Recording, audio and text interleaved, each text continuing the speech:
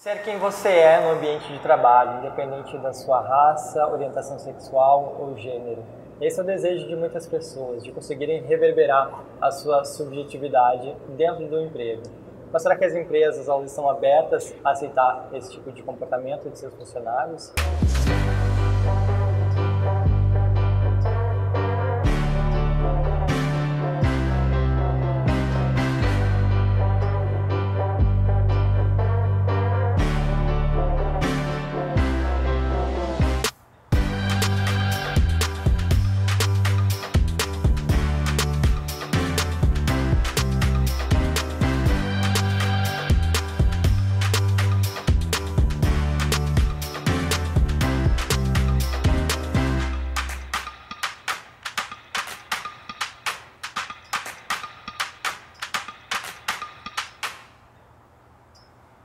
O Não Vá Pra Cama Sem Elas está começando. Você é nosso convidado. Eu sou o jornalista Cristiano Santos. E para falar um pouquinho de empresas mais inclusivas, a gente trouxe hoje o psicólogo William Pinheiro, que também é consultor de recursos humanos. William, seja bem-vindo. Muito obrigado. William, aqui a gente gosta de receber muito bem nossos convidados. E é de praxe já a gente entrega uma sacola de quitutes que a gente preparou especialmente lá do Rio Sul, para você poder aproveitar aí depois. Muito obrigado, pessoal. Vou deixar aqui do ladinho. Agradeço ao patrocinador. Bem, eu quero começar perguntando para vocês onde estão as mulheres, os LGBTQ+, e também os negros no mercado de trabalho. Onde vocês identificam esse público? Bem, não estão, né? Acho que a gente está nesse processo de ir galgando cargos melhores, enfim, acho que está numa crescente.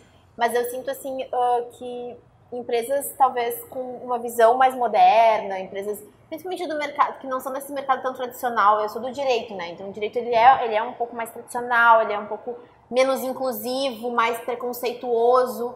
Acredito que empresas mais modernas, de tecnologia, né, de novos modelos de emprego e de trabalho, acho que eles são mais inclusivos, acredito eu. Não sei se pela experiência essa informação confere. O que eu posso dizer, assim, o espaço de mulheres no mercado de trabalho, as mulheres estão cada vez mais empoderadas, ocupando espaços em posições mais estratégicas nas companhias, mas quando o desafio das mulheres eu acho que é no board das empresas, né? No grupo de executivos. Quando a gente vai para grupos de executivos olhar quantas são mulheres, né? Tem um padrão em grandes empresas que são homens brancos, heterossexuais, né? Então as mulheres estão começando a ocupar esse espaço. Então eu vejo que esse é o desafio das mulheres no mercado de trabalho. Fora isso, né? Ter que conviver ainda muito com o machismo instituído em diversas empresas, né? Seja a forma que muitas empresas pensam sobre mulheres engravidam, né? Questão de licença maternidade e tal. Isso tem mudado, mas eu vejo que ainda algumas empresas têm uma mentalidade mais, né, retrógrada em relação a esse sentido. Eu posso só dizer que empresas, por exemplo, familiares, aquelas empresas menores, familiares, já tem talvez esse pensamento mais enraizado de que não vou contratar uma mulher porque ela vai engravidar, vai ter licença maternidade, vai ter que ter o período de amamentação, que ela tem que sair para amamentar e tal. Então que eu vou ter um pseudo prejuízo. Exato, eu não gosto de generalizar, né, porque existem famílias assim super progressivas e bem pra frente e mente aberta e que estão evoluindo com o mundo, né, mas de fato as empresas que deram certo lá atrás, né, e trazem muito a questão, olha, era assim, sempre funcionou e tal, elas têm mais dificuldade de se adaptar à nova realidade do mercado de trabalho. Então a tua afirmação, de fato, eu percebo. Tem uma lei que conforme tantos números de funcionários, tu tem que ter um número de inclusão, alguma coisa assim? Essa lei ela é focada para pessoas com deficiência, né? Então, empresas com mais de 1.000 funcionários têm que ter 5% do seu quadro formado por pessoas com deficiência, né? Quando a gente fala com pessoas com deficiência, eu acho que a lei é uma lei que eu apoio muito, é uma lei que felizmente o nosso país tem, né? É uma das melhores do mundo em relação à inclusão de pessoas com deficiência, mas ela garante o emprego para as pessoas, ela não garante a inclusão das pessoas. Com certeza. Então existem muitas empresas que têm pessoas com deficiência e jogam elas num cantinho. Onde eu trabalho hoje, a gente tem a história de um cadeirante que veio de uma empresa que era no segundo andar e ele tinha que descer da cadeira de rodas rodas, né, e alguém levar ele para o segundo andar, né? Então a empresa tinha uma posição para uma pessoa com deficiência, mas ela não tinha acessibilidade, né? Então aí a gente só tem diversidade, não tem diversidade e inclusão. E a gente, né, tem muito tabu ainda para falar sobre pessoas com deficiência, Sim, né? não se fala sobre isso. E as pessoas, elas acabam, né, muitas empresas acabam achando que a pessoa com deficiência, por conta de uma limitação física ou cognitiva, ela não pode produzir tanto quanto ou até mais, e acabam não desenvolvendo sua carreira, né? Eu acho também que, além do preconceito, né, que tem um pouco daquela proteção, assim, né?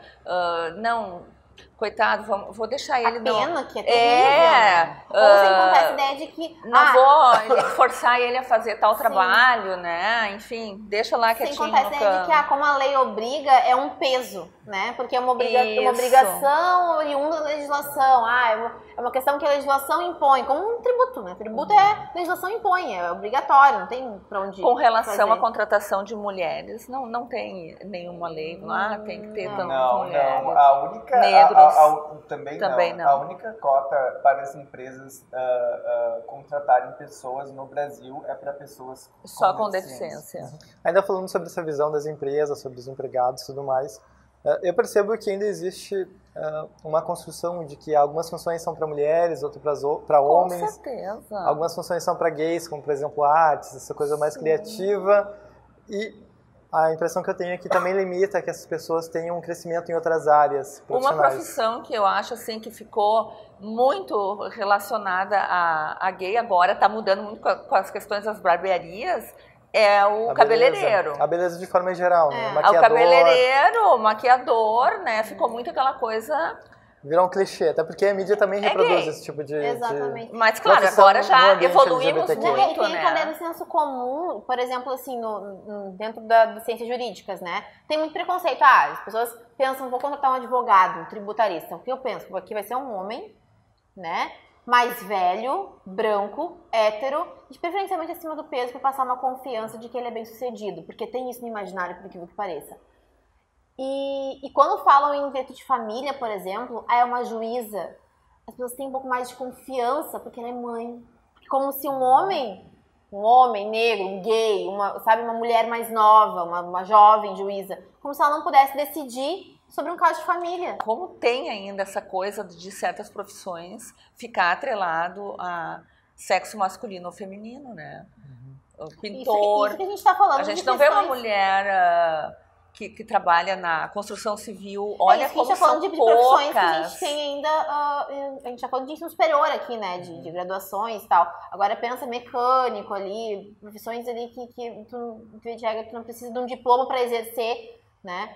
É muito mais difícil. É importante a gente avaliar essa questão histórica, né? Na verdade, as mulheres, principalmente se a gente falar as mulheres de baixa classe, da classe social mais baixa, elas sempre trabalharam, né? Sempre de alguma forma elas ajudaram na subsistência da família. A gente tem dois grandes momentos históricos importantes da entrada da mulher no mundo público, vamos dizer assim, né? Porque sempre tem toda a história do público e do privado no conceito de que o espaço da mulher é o espaço privado e do homem é o espaço público.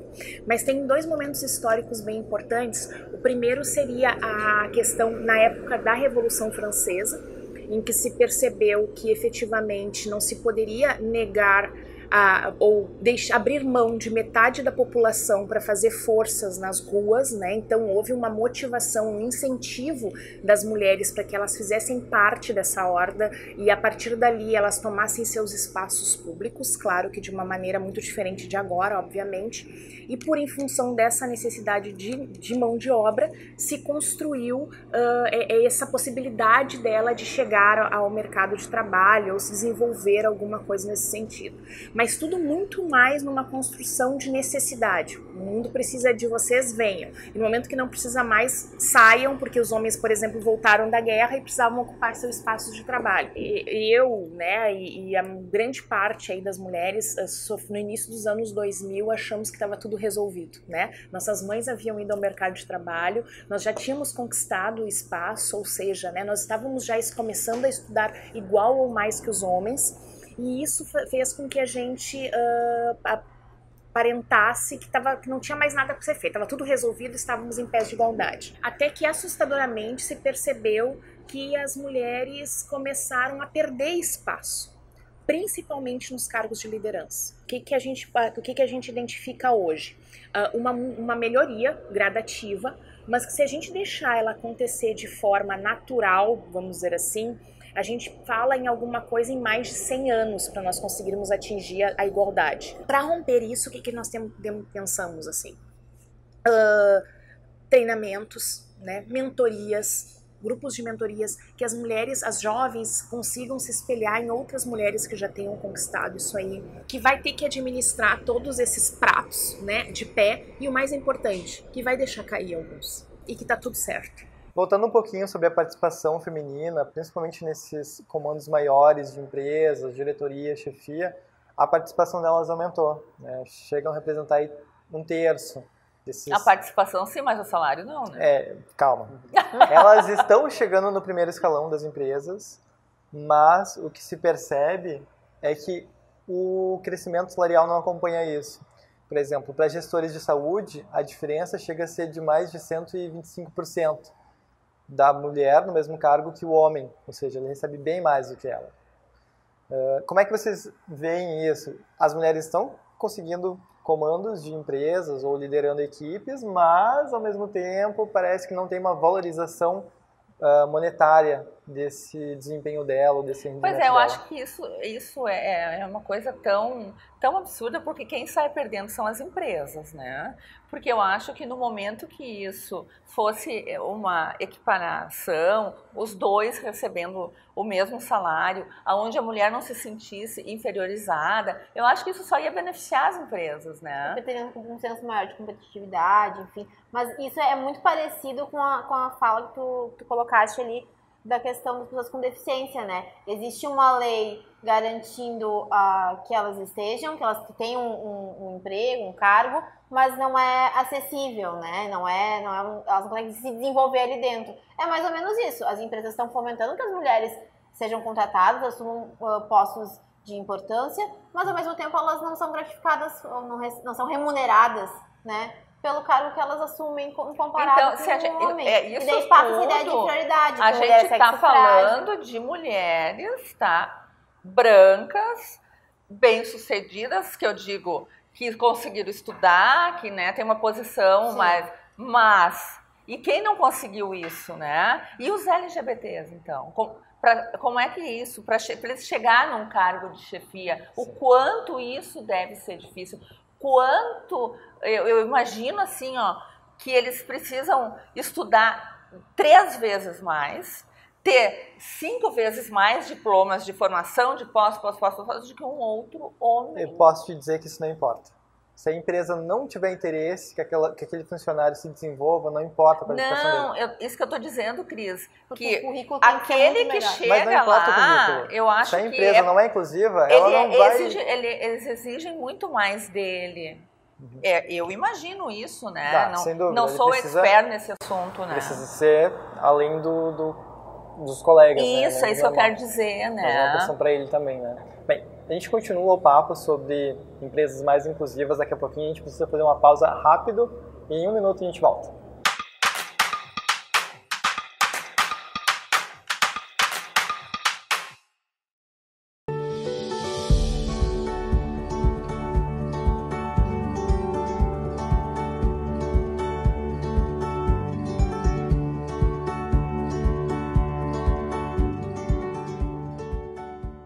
Bem, antes da gente voltar aqui para o estúdio, a gente deu uma passada no Risson para saber o que as pessoas acham que é preciso ter para conseguir um bom emprego. Vamos conferir? Para conseguir um bom emprego, além de qualificação, tem que ter vontade e gostar de fazer o que está fazendo. Um emprego bom tem que ter uma boa educação e ter um bom currículo. Educação, estudo é fundamental, né? E muito curso, vai aparecer muito curso para fazer. E aliado à teoria, também tem que ter prática, né? Eu acredito que seria a pessoa se esforçar para ter um bom relacionamento, respeito aos superiores, respeito aos colegas. O mais fundamental mesmo é no quem indica, quem conhece, né, determinada pessoa, Eu vou querer contratar um faxineiro, é uma coisa. Eu vou querer contratar uma pessoa que vai trabalhar na loja, é outro perfil. Eu vou saber que cada um vai ter um perfil, né? Mas o principal eu vejo é o interesse e a humildade, né? Tu tendo a humildade de às vezes reconhecer que errou tal e aceitar uma crítica, isso é muito importante hoje. Tem que ter um bom currículo e a aparência depende do serviço. Se é um serviço, vamos dizer, um escritório, uma coisa assim, tem que ter uma roupa adequada para aquele setor. Tem que ter um pouco de empatia, tem que ter um pouco de coisa, né? Não ser muito nem menos, né? Médio. Eu vi uma pesquisa recentemente que diz que 46% dos LGBTs mentiram numa entrevista de emprego sobre a sua sexualidade ou acabaram omitindo a sua própria sexualidade para conseguirem a vaga. Eu acho que a pessoa que mentiu para conseguir uma vaga tem que pagar boleto. Ela está precisando, às vezes. Mas será que ela vai ser feliz nesse emprego onde ela já teve? Não, mas daí já é outro. Depois é outra história. Não vamos. Então quer saber tudo numa vez. Só deixa ela entrar na empresa primeiro. Não, mas faz sentido, porque assim, ó, eu já tô mentindo. Eu tô mentindo porque a empresa não me aceita. Né? Não me aceita como eu sou. Então eu vou ter sempre essa barreira de tentar trabalhar com aceitação. Talvez não. Talvez não. Tu vai viver sempre embaixo das marquinhas, na sombra. Deixa eu explicar, por favor.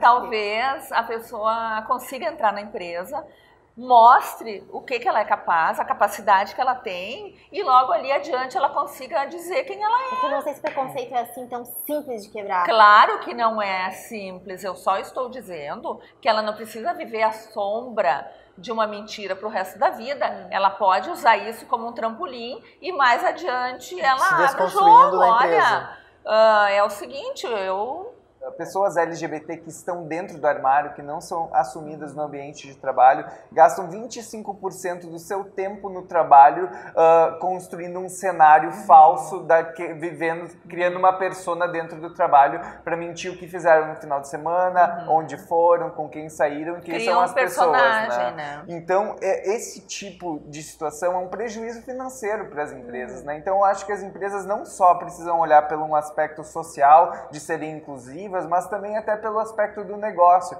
Não tem como tu ser o teu melhor no ambiente de trabalho, tu produzir aquilo que a empresa espera de ti, isso não pode dizer quem é a pessoa que tu ama, né? Ou os lugares que tu frequenta, né? Então eu acho que esse tipo de reflexão as empresas precisam começar a ter, e é o desafio da pessoa LGBT, né?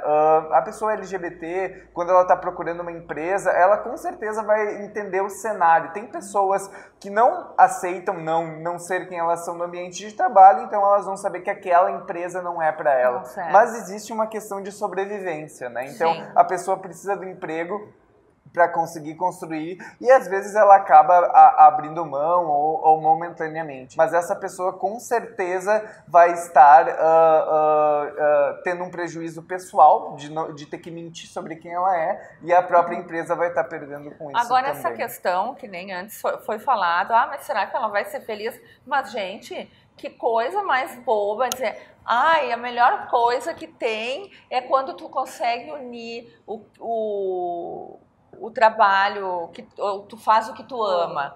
Quantas pessoas neste mundo conseguem trabalhar naquilo que ama? Mas vamos ser realistas, né? É trabalhar com o que tu não gosta. Bom, mas a gente não é assim. Eu falo assim, não que a gente não é que a gente gosta. Não é todo mundo consegue escolher. Não, eu gosto de trabalhar em tal lugar e eu vou fazer isso. Não, vamos falar daquela pessoa que não tem nem estudo, que não conseguiu nem fazer o ensino fundamental, né? Além de não trabalhar com o que tu gosta, ela vai fazer qualquer coisa para sustentar filho, para trazer leite para casa, né? Então eu acho às vezes uma utopia. Assim, a pessoa que trabalha naquilo que ama, ela produz muito mais. Claro, sim, eu também acho, é óbvio, né? Mas isso é uma minoria. O problema é tu mentir a tua vida no trabalho. Claro, e causa um prejuízo também grande, como ele falou, para a empresa, né? O tempo que tu perde com isso que tu já está produzindo. Tu não consegue criar laços nenhum, né? Com colegas. Só que eu acho que isso também acontece com as mulheres que também às vezes criam personagens, sim, Muito. nas empresas, Os né? negros também. Se passando pela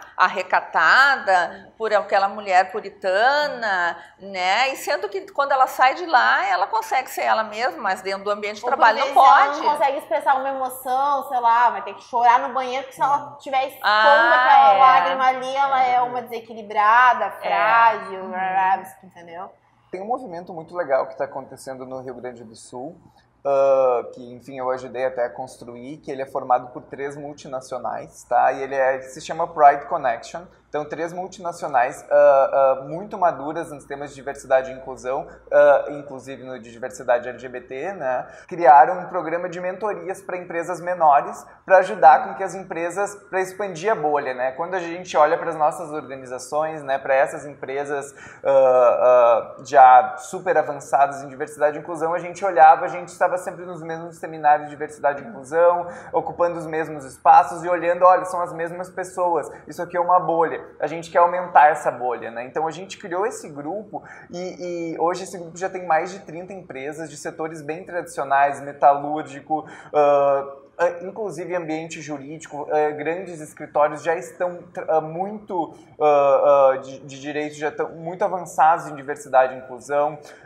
empresas do ramo agro também, né? Então, que tradicionalmente são mais machistas, mais homofóbicas e racistas, né? Então, esse é um movimento que está ajudando as empresas a se educarem, a entenderem o que seus competidores e o que as melhores empresas do Brasil estão fazendo para trabalhar, para ampliar justamente essa bolha, né? A diversidade e inclusão, hoje ela ainda é um assunto que está surgindo, principalmente nessas empresas mais tradicionais, no ramo calçadista, aqui na região do Vale dos Sinos, mas daqui a 10 anos vai ser uma questão de sobrevivência. Os millennials, né, os jovens agora adolescentes, enfim, os talentos futuros do mercado de trabalho, eles não querem trabalhar em empresas que não têm os valores daquilo que eles acreditam, né? E então, eu não vejo mulheres, né, que hoje têm 15 anos querendo trabalhar para uma empresa machista, para uma empresa que não pode dar opção para ela de levar a filha dela no médico, né? Então, as empresas elas vão ter que mudar para sobreviver, né? As empresas de médio e pequeno porte, porque a gente vê isso acontecendo nas grandes, exatamente, né?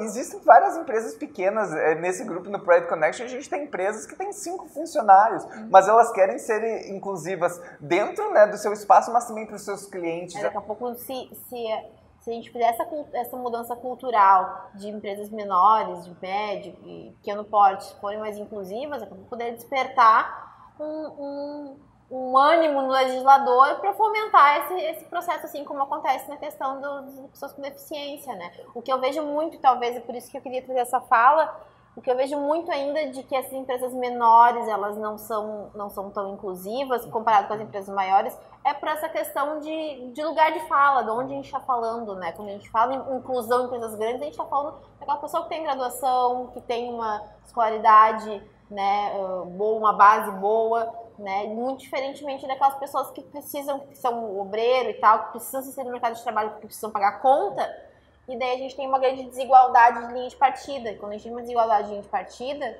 né, quando a gente tem um setor mais privilegiado do que o outro, aquele setor que é mais privilegiado, que tem mais facilidade em ser privilegiado, ele acaba tendo uma inclusão maior do que aquele que não tem. E isso aumenta a segregação, né? Quanto mais o setor que tem mais privilégio consegue se incluir, menos privilegiado acaba se excluindo. Parece que ele se torna uma exceção também, né? Exatamente. Bem, como é que a gente pode fazer para transformar os nossos próprios ambientes de trabalho, né, mais inclusivos, a gente possa ter locais de emprego mais acolhedores? Como a gente, a partir de nós mesmos, conseguimos transformar nosso trabalho?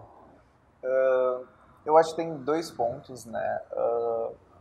Primeiro, ser um aliado, né? Ser um aliado entender os seus privilégios, reconhecer os seus privilégios, né? Seja de educação, seja, enfim, por cor de pele, por gênero, né, no meu caso, heterossexual. Então eu sou um homem branco, heterossexual, cisgênero, cheio de privilégios. Eu preciso reconhecer, entender que existem pessoas que tiveram que percorrer muito mais para estar do meu lado, no mesmo nível e tal, e dar voz de fala para elas, né, empoderar essas pessoas, entender as diferenças.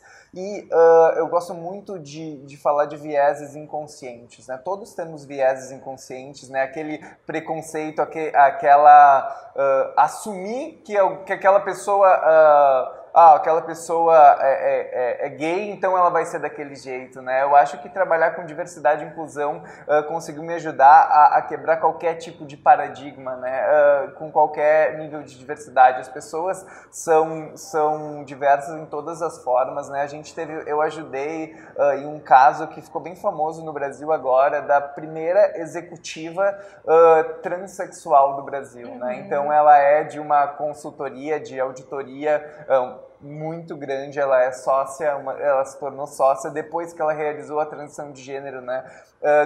Ela é uma das pessoas, das melhores profissionais na área dela do Brasil, né? Uma baita mulher, ela virou colunista de uma revista famosa e ela é uma mulher trans, né? Então, que quebra de paradigma é essa, né? Quando a gente pensa numa mulher trans, a gente associa muitas vezes a trabalhos informais, a um trabalho num salão de beleza, ou daqui a pouco até mesmo na rua, na prostituição, né? A gente tem um dado muito sério, 2 dados que eu gosto de trazer para mostrar o tipo de violência que a comunidade trans sofre no Brasil, especialmente mulheres. Mais de 90% das mulheres trans estão na prostituição, porque não conseguem se inserir no mercado de trabalho. E o segundo dado é que o Brasil é o país que mais mata pessoas trans em números absolutos, né? Então, quando a gente vê pessoas trans ocupando espaço, né, a gente viu na novela recentemente um caso de transição de gênero, né, na novela das 9, que tem uma grande representatividade para a sociedade no Brasil. A gente vê que a gente está tendo casos super positivos e dando espaço, de fato, para que a gente consiga desconstruir, né, esse estereótipo que foi criado, assim. Então eu acho que a gente ainda está engatinhando, mas várias coisas legais estão acontecendo e a gente tem que aproveitar esse momento que as empresas estão mais abertas para falar do tema, justamente para ajudar a mudar essa realidade no mercado de trabalho. Bom, a conversa sobre empresas inclusivas e sobre ambientes mais acolhedores para mulheres, LGBTQs, também negros, deficientes, são muito boas, mas a gente precisa encerrar o programa. Eu quero agradecer muito a advogada Carol Alexandrino, também a psicóloga Lu Diniz, nosso convidado especial, William Pinheiro, e claro, a você que nos acompanhou até aqui, muitíssimo obrigado pela sua audiência, abraço e até mais.